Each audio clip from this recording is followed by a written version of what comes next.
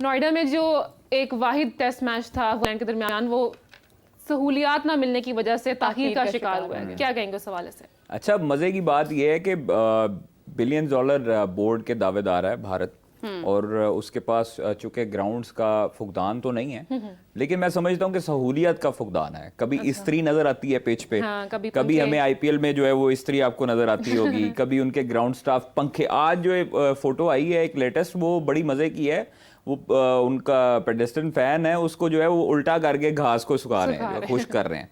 तो आप ये देखिए कि मतलब एक जो है वो पूरी दुनिया में मजाक बनता है कि भैया आपके पास फुकदान है, आपने चूंकि अफगानिस्तान को दे तो दिया ग्राउंड आपने खेलने के लिए, आपने कहा जी न्यूजीलैंड को हराए हैं, आपके मुताबिक पिच बना रहे हैं। अफगानिस्तान और इंडिया का प्यार भी बहुत है, आपको पता तो है। लेकिन एक चीज़ है कि पहले इस तरह के दावे नहीं करने चाहिए। पाकिस्तान सुपर लीग का याद होगा 2018 में आई थिंक प्ले ऑफ था, तो यहाँ पर बारिश बहुत शदीद हो रही थी कजाफी स्टेडियम में, तो हम लोग भी वहाँ पर मौजूद थे। जब हेलीकॉप्टर्स आए हैं तो हम लोग मतलब चौंक गए थे कि ये हो क्या रहा है, हेलीकॉप्टर्स क्यों आए। तो उसके बाद जो है वो हमें पता लगा कि जी हेलीकॉप्टर्स जो है वो वहाँ पर खुश्क कर रहा है ग्राउंड को। और आप ये देखें कि विद इन 10 मिनट्स मतलब पूरा ग्राउंड जो है वो खुश्क हो गया। तो इनको चाहिए कि कम अज कम अपनी जो है वो इंडियन आर्मी से कहें उधार पे एक हेलीकॉप्टर मंगवाएं और जो उनकी ग्राउंड खुश करे और मजाक ना बने पूरी दुनिया में। अफगानिस्तान न्यूजीलैंड का बड़ा अच्छा एक टेस्ट मैच होता अगर ये शुरू हो जाता। अभी तक तो नहीं हुआ, लेकिन ताखीर का शिकार है।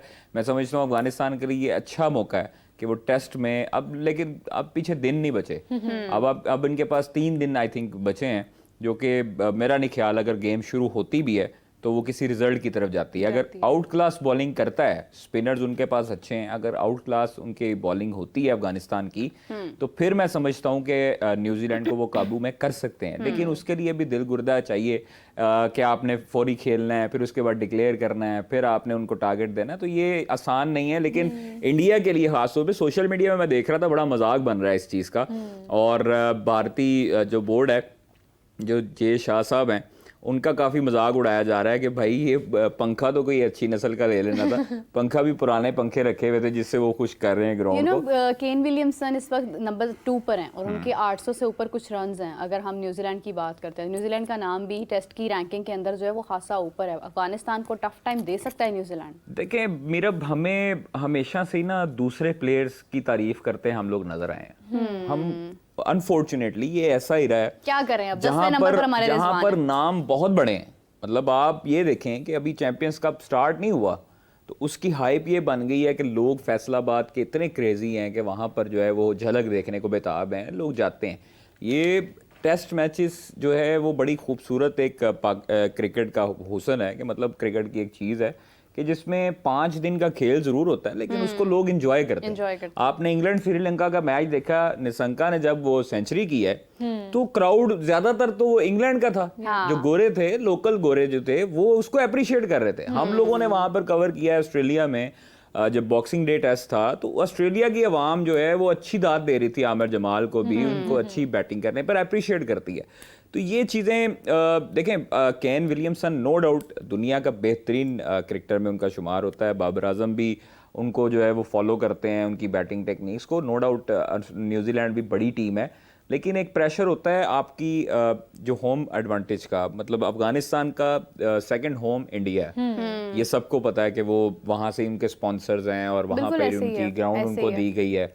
तो वहाँ पर उनको ये एडवांटेज जरूर है कि वहाँ पर वो आईपीएल भी खेल चुके हैं अफगानी, तो वहाँ पर उनको स्पिनर्स भी उनके जो है वो डोमिनेट कर सकते हैं। न्यूजीलैंड वाले हमेशा जो गोरी टीमें होंगी वो स्पिनर्स के आगे घबराती हैं। फास्ट बॉलर्स को तो वो हलवा समझ के खेलते हैं, मतलब वो स्लो कंडीशन हो या फास्ट ट्रैक हो, वहां पर वो फास्ट बॉलर्स के आगे नहीं झुकते। लेकिन जब आप स्पिनर्स लगाते हैं और खास तौर पर क्रूशियल मोमेंट्स पर, तो वो राशिद खान जैसे जो बाकी दीगर उनके जो बॉलर्स हैं अफगानिस्तान के, वो डोमिनेट कर सकते हैं। ये रिजल्ट मैं आपको बताया, अगर मैच शुरू होता है तो अफगानिस्तान उनको अगर आउट करता है तो फिर ये रिजल्ट अफगानिस्तान के हक में जाता दिखाई दे सकता है। लेकिन न्यूजीलैंड इतनी भी बुरी टीम नहीं है कि वो मतलब अफगानिस्तान के हाथों पाकिस्तान की तरह प्रेशराइज हो जाए और बंगालियों से हारे हैं जिस तरह हम, तो उस तरह हम उनको जो है वो गिफ्ट में प्लेट में रख के उनको टेस्ट मैच दें।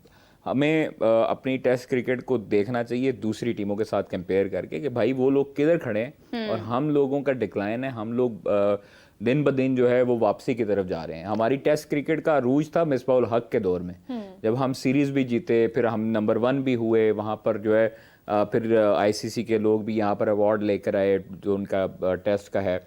तो ये चीजें हमें देखनी चाहिए। अभी आपने बात की कि हम दूसरे प्लेयर्स की तारीफ करते हैं, लाइक जो परफॉर्म करेगा, जो नजर आएगा, फिर लोग उसी को ही अप्रिशिएट करेंगे ना। यही तो मेरा, देखिए मेरा यही कहने का मतलब है कि अगर आपने दूसरे प्लेयरों को देखना है, उनकी परफॉर्मेंस देख रहे हैं ना, आपके प्लेयर्स की परफॉर्मेंस नहीं है। बाबर देखिए, हमारी मतलब क्या, बाबर देखें आज जो है वो चैंपियंस कप का एक प्रैक्टिस मैच है, उसमें भी स्पिनर के हाथों लेफ्ट आर्म स्पिनर था, और ये पहले भी हुआ है, ये बांग्लादेश से पहले वाली ट्रेनिंग में भी यही हुआ था। उस पे भी आउट हुए, 20 गेंदों पर 20 बनाए।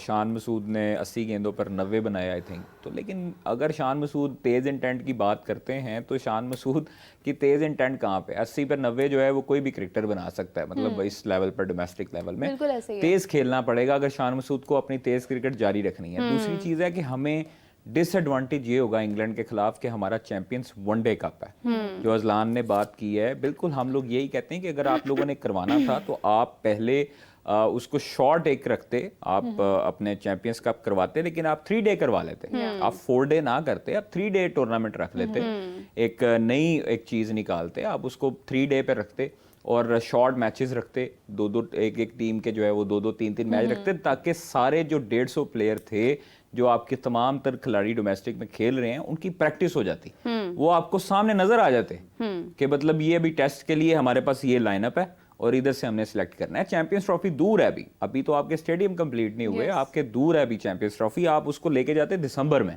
यही जो टूर्नामेंट था उसको दिसंबर में लेके जाते, और दिसंबर वाला जो कप होना था, जो 4 डे कप है, उसको आप 3 डे पे कन्वर्ट करते या इवन 2 डे पे कन्वर्ट करते।